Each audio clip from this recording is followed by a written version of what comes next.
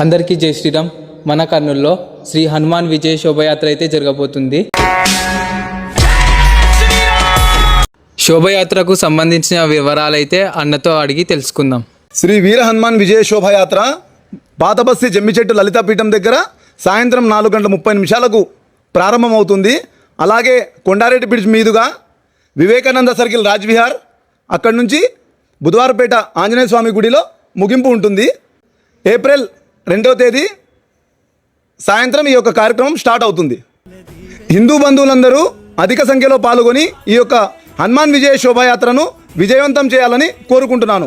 Jai Sriram, Jai Sriram, జక్కరే Veera Bajrangi. Mahadev